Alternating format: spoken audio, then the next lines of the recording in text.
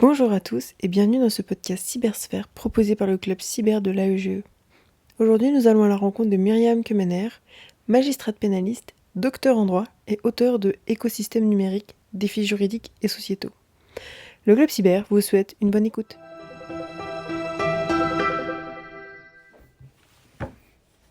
Bonjour Myriam Kemener, nous sommes heureux de vous inviter au Club Cyber pour ce podcast portant sur la cybersécurité. Vous êtes une magistrate chevronnée. Est-ce que vous pourriez vous présenter dans votre parcours ? Merci. Alors effectivement, je suis magistrat depuis pas mal d'années, de nombreuses années, et dans le cadre de mes fonctions, essentiellement pénaliste, j'ai été amenée au départ à piloter un groupe de travail sur la problématique des mineurs et Internet. Et à cette occasion, j'ai rencontré les différents services de police et de gendarmerie, et j'ai pensé que les délinquants allaient s'intéresser à Internet, puisqu'il n'y a pas cette confrontation auteur-victime. On peut commettre des infractions à l'autre bout du monde, donc il y a une dimension internationale, et le temps que les délinquants soient identifiés, il y a une certaine marge. Donc ça m'a semblé vraiment intéressant comme sujet qui, à l'époque, dans les années 2000, était quand même très nouveau. En effet, à partir de 2000, il y a un changement, mais justement, pourquoi c'est une date butoir que vous nous signalez, les années 2000 ? C'est-à-dire qu'en fait, à cette époque-là, après avoir été en juridiction, j'ai été à la chancellerie, à la direction des affaires criminelles et des grâces, où justement je m'occupais de droit pénal général, procédure, et j'avais aussi le droit de la presse et les mineurs. Et par le biais de cette problématique Internet et mineurs, après, j'ai élargi le sujet. Alors, j'ai fait un document sur le traitement judiciaire de la cybercriminalité. Et puis après, j'ai continué, y compris après mon départ du ministère. Je suis restée quand même 8 ans. Et j'ai fait après des expertises pour le Conseil de l'Europe. Et je me suis mis à écrire et ça m'a amené à l'élaboration d'une thèse sur la criminalité économique et financière à l'ère numérique. Donc à partir du moment où j'ai commencé à faire quelques articles et des ouvrages, ça fait un petit peu boule de neige. J'étais associée, j'étais contactée, puis ça m'a ramené vers l'entreprise parce que, outre des études de droit, j'avais fait une école de commerce et le monde de l'entreprise, le monde de tout ce qui est finance m'intéresse. Très bien. Est-ce que vous avez pu établir une définition de la cybersécurité, de la cybercriminalité ? Parce que ce sont des termes très généraux. Oui, d'ailleurs, au départ, ce qui n'est pas tellement défini pour un juriste a tendance à pas exister. Donc, c'est vrai que pendant longtemps, je me souviens simplement en 2004, on avait réussi, à l'époque, j'étais donc au ministère de la Justice, à introduire la notion de cybercriminalité dans le cadre des mandats d'arrêt européens, dans la liste des infractions, des 36 infractions où il n'y a pas besoin de double incrimination. Mais ça s'est arrêté là. Donc au départ, effectivement, la cybercriminalité, c'est un peu nébuleux. Alors que maintenant, on a une définition très stricte et assez large quand même en France. C'est-à-dire, c'est les infractions strictement informatiques. Donc les atteintes au système, piratage, maintien d'un système de traitement automatisé de données.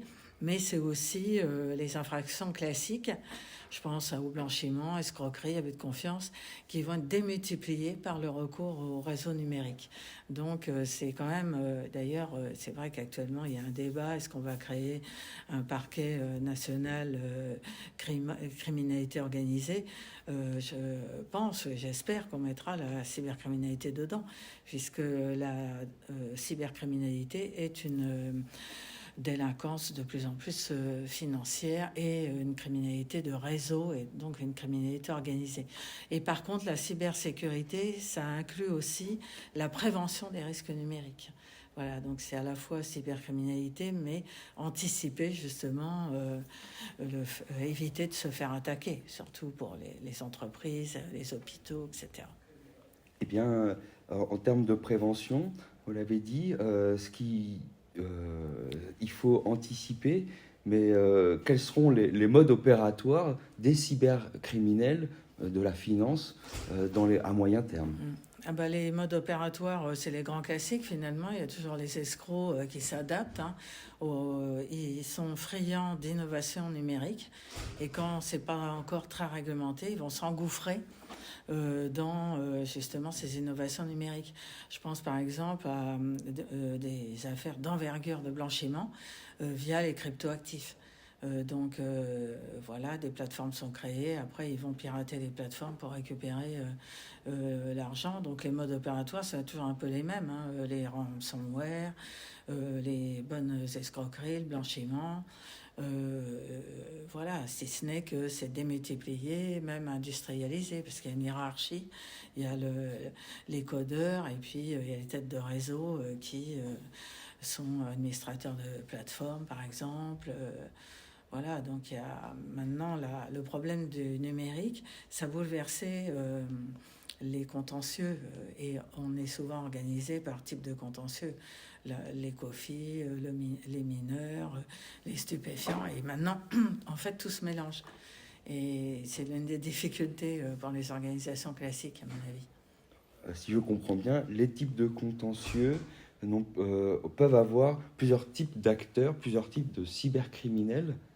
Est-ce qu'il n'y aurait pas finalement une nouvelle figure de cybercriminel qui émerge, à la fois à l'instar des mafias qui basculent dans le monde légal et financier, de l'investissement dans l'immobilier? Est-ce qu'on peut voir les mêmes choses dans la cybercriminalité? Complètement, complètement. C'est vrai qu'il y a les frontières, se sont largement atténuées. Ça atténue entre les droits, mais ça atténue aussi dans les modes opératoires. Mais il y a même, par exemple, l'affaire Kouachi, l'affaire de terrorisme. En fait, ils récupéraient de l'argent en écoulant de la contrefaçon par Internet, par exemple. Donc, effectivement, les frontières sont très poreuses et Et après, c'est pareil, il y a des petits escrocs, par exemple, et puis des cybercriminels d'envergure qui travaillent à l'international. Il y a une grande dimension internationale dans ces affaires.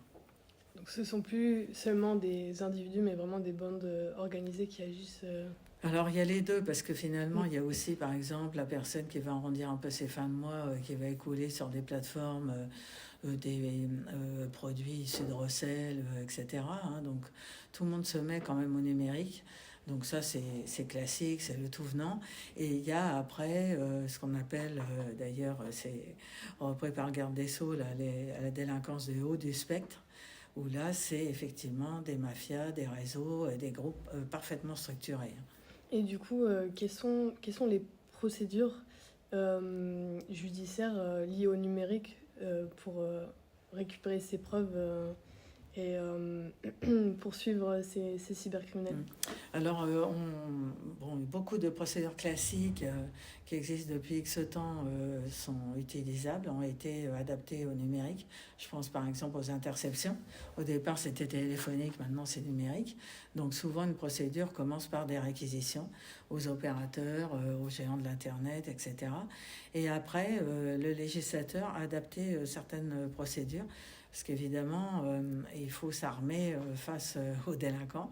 Donc, je vais prendre quelques exemples. L'enquête sous pseudonyme, par exemple, qui est un stratagème légalisé. C'est un officier de police judiciaire qui va se faire passer, par exemple, pour un mineur ou un délinquant, pour entrer en contact avec quelqu'un soupçonné de commettre une infraction. Donc ça, c'est largement utilisé. Au départ, c'était l'infiltration. Maintenant, c'est plus souple. C'est l'enquête sous pseudonyme. Il y a d'autres procédures qu'on a qualifiées un peu d'intrusives et qui ont été contestées, mais sont parfaitement légalisées. Je pense à la captation de données à distance. Et aussi, ça avait été la demande du procureur de Paris après les attentats, c'est d'utiliser des techniques de renseignement dans le judiciaire. Exemple, l'IMSI Catcher, qui est une boîte noire. Enfin, ça permet de récupérer des données. C'était utilisé jusqu'à présent, enfin pendant longtemps, uniquement dans un cadre de renseignement. Donc c'est des procédures quand même qui coûtent assez cher, hein, et généralement elles sont utilisées dans des procédures à dimension internationale. Voilà, l'interception, c'est surtout ça, hein, captation de données et enquête sous pseudonyme. À ce propos, affaires internationales qui ont une révélation tout à fait récente par la série documentaire Envoyé spécial, donc l'affaire Sky ECC, où il est fait mention donc d'interceptions réalisées par les polices organisées, dont la police française, et qui a permis donc de révéler le mode de communication de grands criminels. Nous savons que vous avez participé au dossier judiciaire. Est-ce que vous pouvez nous en parler ? Oui, alors effectivement, l'affaire n'est pas encore jugée, mais bon, la presse en est fait largement l'écho, hein. Il y a eu énormément d'articles, il y a eu ce reportage. Effectivement, c'est une procédure à dimension internationale qui est arrivée en France par le biais des décisions d'enquête européennes. Et il nous a été demandé, par la Belgique notamment, de continuer les investigations, puisque l'un des critères de compétence territoriale de la France était que Sky ECC, qui est une entreprise en fait qui commercialise des applications hyper chiffrées pour éviter les services d'enquête. Donc, normalement, il faut une autorisation de l'ANSSI pour pouvoir commercialiser. Donc, au départ, il y a une enquête préliminaire sur cette infraction. Et parallèlement, suite à des éléments transmis au départ par la Belgique, l'enquête s'est prolongée en France et on s'est rendu compte que, effectivement, l'entreprise Sky ECC a loué des serveurs auprès d'OVH, donc dans le ressort de Lille, la juridiction de Lille. Et donc, ça a été le point de départ de la procédure. Donc, il y a Sky ECC qui est géré essentiellement par les services de police.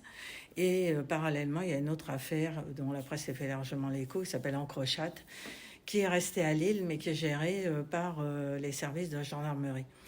Donc cette affaire a nécessité effectivement toute la palette d'investigation et d'outils procéduraux que j'évoquais, hein, aussi bien de la géolocalisation, de l'enquête sous pseudonyme, etc. Et la procédure n'est pas encore finalisée, mais a conduit à l'interpellation d'énormément de personnes, pas uniquement sur Paris, mais il y a eu aussi des procédures, notamment sur Nancy. Et on s'est rendu compte que ces auteurs contourner les services de police et de gendarmerie via cette application pour commettre des trafics de stupéfiants d'envergure, des assassinats, X crimes et délits. Donc c'est vraiment un succès des services d'enquête. La procédure, pourquoi j'ai été amenée à la traiter, à en traiter une partie, parce qu'elle est énorme, c'est des requêtes en nullité, hein, les avocats, notamment d'un homme d'affaires, qui a été interpellé sur la base d'un mandat d'arrêt européen décerné par la France. Il a été interpellé en Espagne, conteste l'intégralité de la procédure, hein, sur tous ces aspects, compétences territoriales, accès aux données de façon intempestive, qu'il n'y a pas d'indice grave et concordant permettant la mise en examen. Ça a nécessité beaucoup de travail pour la procédure a jusqu'à présent été validée aussi bien par la Cour de cassation et également par la Chambre d'instruction en particulier de Paris. Donc c'est une affaire vraiment emblématique qui nécessite beaucoup de moyens, de juges d'instruction dont un à temps plein et des investigations, des déplacements à l'étranger. Voilà, et c'est vrai que ça a été vraiment une coordination de l'ensemble des acteurs, y compris une coopération internationale, puisqu'on a eu des éléments émanant du FBI qui nous confortent dans... Alors, c'est aussi un argument développé, ça, de dire « Ah, mais la procédure, finalement, il n'y a rien en France ».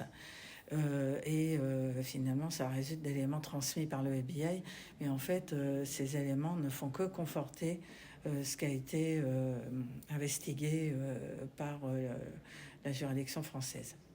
Passionnant, mais ça montre aussi que les cybercriminels ont peu de scrupules pour pouvoir dissimuler la chambre de l'horreur et pouvoir se permettre de contester des procédures comme vous venez de vous donner l'information. Oui, c'est des stratégies, hein, c'est des stratégies, c'est de bonne guerre, il y a quand même des enjeux qui sont assez forts, hein, donc des peines de prison à la clé, des détentions provisoires parce qu'il n'y a pas de garantie de représentation, donc effectivement, c'est des stratégies qui sont développées et c'est notre métier en toute impartialité, hein, de caractériser ou non, ou de retenir certaines infractions ou pas.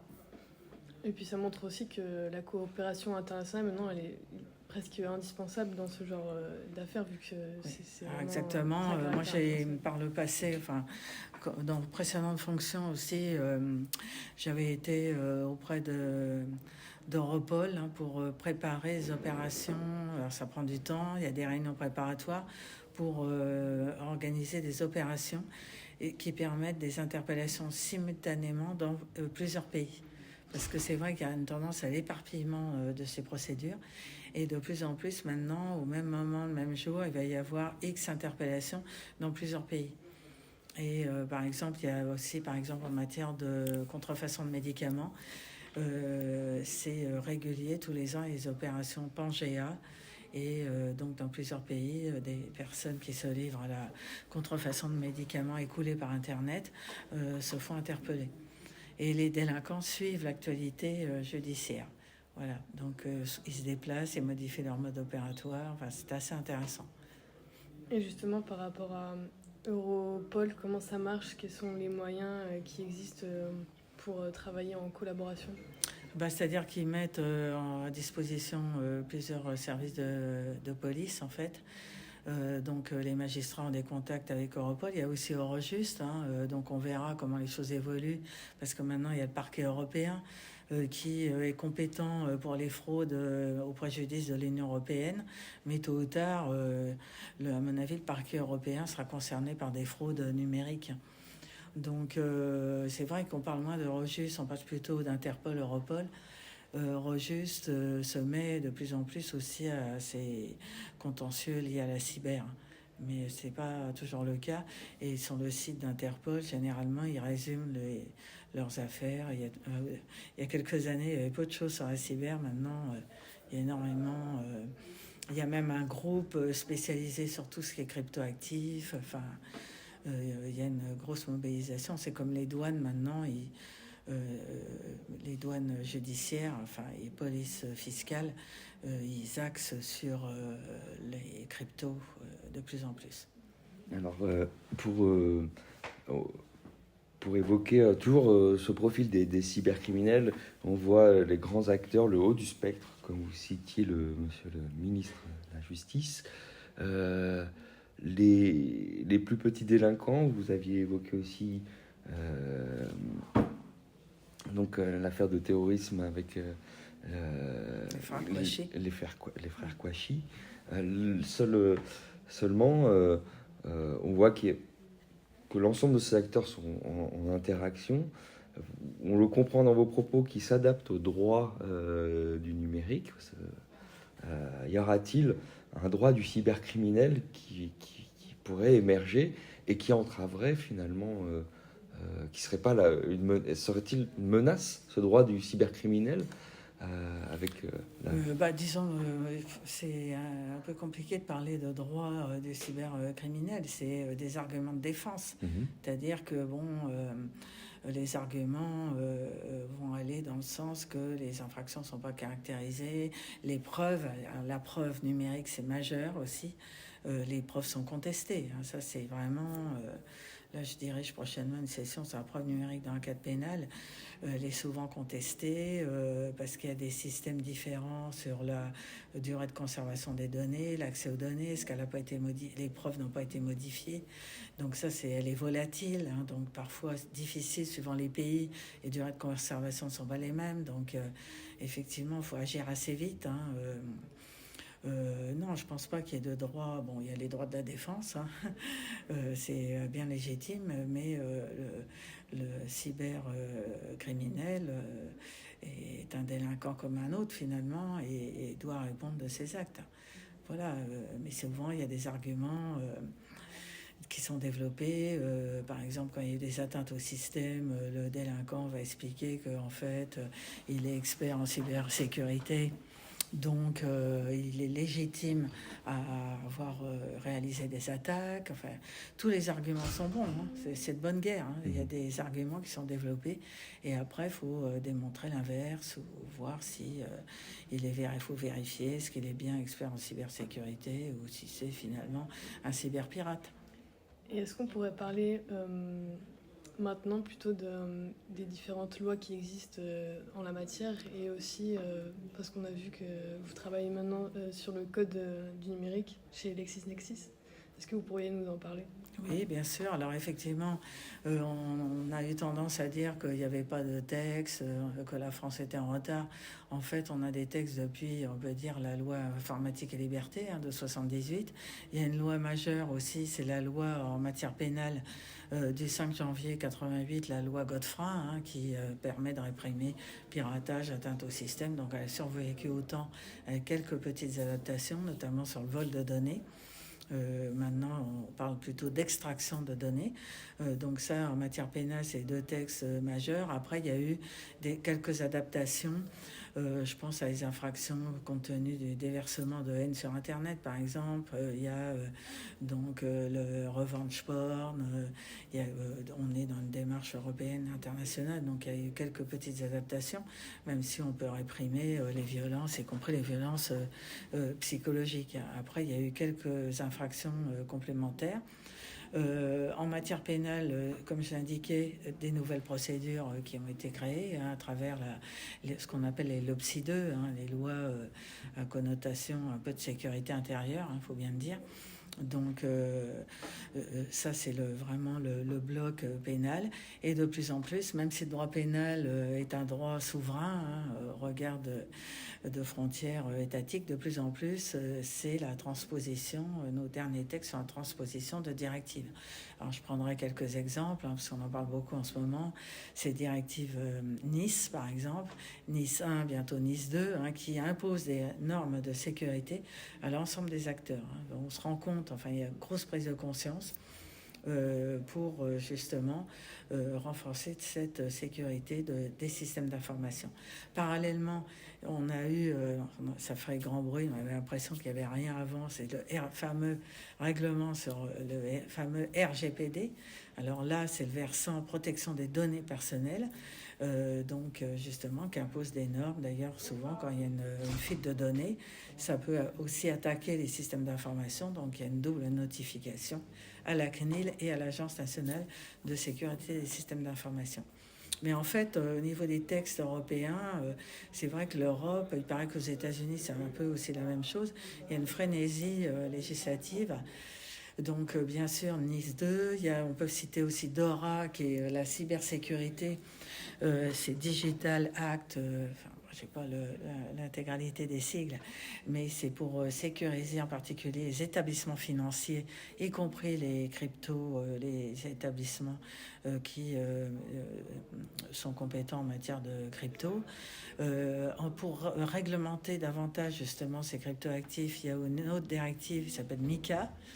Voilà, on est dans une nébuleuse de textes actuellement. Parce que évidemment on n'est plus en franco-français et il faut s'organiser au niveau européen pour aussi imposer, par exemple, une entreprise qui a des activités en Europe, faut qu'elle ait un siège social, une domiciliation en Europe. Et par contre, si une entreprise européenne a des activités aux États-Unis, elle peut tomber sous le coup de la loi américaine, par exemple. Donc, effectivement, on a beaucoup de textes. Certains disent millefeuille, empilement. Il faut se repérer. Là, je prépare une intervention prochainement où, effectivement, je travaille aussi avec des ingénieurs, des opérationnels qui n'ont pas forcément la logique, je dirais, d'un juriste. Donc, c'est quand même assez complexe. Les noms changent. Je vais prendre un exemple. Nice 1, on parlait d'importance vitale et d'organismes de services essentiels. Maintenant, c'est entité essentielle et importante. Donc, comment se repérer là-dedans? Enfin, il y a tout un travail de sensibilisation, de formation, etc. Voilà, c'est passionnant. Passionnant. Donc former les destinataires, ceux qui sont concernés par la cybercriminalité, mais former les futurs magistrats, les futurs avocats aussi. Je rebondis là-dessus, car c'est l'actualité. Il y a une volonté de créer une académie européenne. Vous l'aviez dit précédemment, l'Europe, c'est la solution pour pouvoir traiter le problème de cybercriminalité. Cette académie de la cyberdéfense, est-ce que vous la percevez d'un bon œil, au-delà de l'effet d'annonce? Est-ce que vous voyez des prémices de construction? C'est vrai qu'il y a une dynamique. Enfin, moi, je ne parlerai pas trop de cyberdéfense qui est en amont de judiciaire, bien évidemment. Là, c'est les techniques de renseignement, etc. Mais déjà, au niveau, je dirais, des magistrats, donc des formations. Moi, je souhaiterais qu'en matière de cybercriminalité soit véritablement obligatoire pour les magistrats qui ont en charge ces contentieux. Maintenant, quels que soient les domaines, que ce soit criminalité organisée, criminalité financière ou autre, il y a la dimension numérique qui est prise en compte. Là aussi, possibilité de faire des stages dans les services de police, gendarmerie, douane. Donc, il y a de la formation continue. Et pour les avocats, d'ailleurs, demain, j'interviens auprès de l'EFB, là, pour les avocats. C'est pareil, il y a même une spécialisation, une spécialité numérique. Que les avocats, d'ailleurs, ils doivent présenter un mémoire, etc., argumenter à la fois sur leur expérience et sur leurs travaux en matière de numérique. Donc, effectivement, ça prend pas mal d'ampleur. Et j'avais une autre question par rapport à la multitude de textes. Il n'y a pas un risque qu'on se noie justement dans tout ça et le fait que maintenant aussi l'Union européenne elle sort tellement de directives et de règlements? Est-ce que il n'y a pas un risque que ça perde en efficacité au final? Alors effectivement, c'est vrai que même quand on est censé être spécialiste, on peut dire qu'on est en formation continue, hein, compte tenu de ces enchevêtrements de textes, etc. Donc il faut s'y approprier et effectivement on est en formation continue, hein. D'où l'intérêt justement parce que certains textes ne sont pas codifiés en plus, donc il y a ce problème. Par exemple, réprimer la cybercriminalité, c'est pas que dans le code pénal, c'est dans le code de la propriété intellectuelle, dans le code monétaire et financier, dans le propriété intellectuelle, donc multiples codes. D'où l'intérêt, d'ailleurs, c'est un peu régalien. Certains avocats se sont lancés dans des ouvrages un peu de synthèse. Et là, il y a deux codes, hein. Il y a le code rouge de chez Dalloz, code de la cybersécurité, qui regroupe l'ensemble des textes, hein, mais c'est avec la dimension renseignement, justement. Et également donc le code du numérique, j'en dis un mot puisque vous m'avez posé la question. Donc c'est le code bleu chez Lexi, où là c'est le code du numérique qui regroupe tous les textes, mais pas uniquement cyber. Hein. Donc c'est aussi bien le code de la consommation aussi, parce qu'il y a beaucoup, je pense notamment aussi que le numérique crée des nouveaux acteurs. Je pense aux influenceurs, par exemple, qui se sont lancés dans cette activité commerciale où ça partait un peu dans tous les sens. Maintenant, il y a une loi de 2023 qui réglemente et qui définit la profession d'influenceur.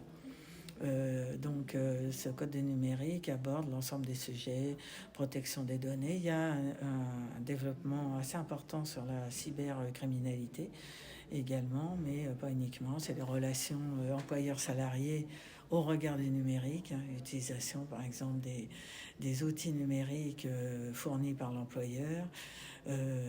C'est les bulletins de salaire numérisés. Enfin, c'est toutes les activités humaines en fait, hein. Donc c'est une aventure, hein, ce code du numérique. Autre temps, autre mœurs. On va vous proposer une série de questions sur l'organisation des Jeux Olympiques et Paralympiques de Paris 2024. On souhaiterait avoir peut-être d'abord un premier point de vue sur l'organisation générale en tant que citoyenne peut-être, et ensuite en tant que personne avisée, l'organisation générale de la sécurité cyber autour des jeux. Et quelles sont selon vous les menaces les plus pesantes sur l'organisation de ces jeux? Bon, mon propos va être modeste, hein. Je ne suis pas dans le comité d'organisation des jeux.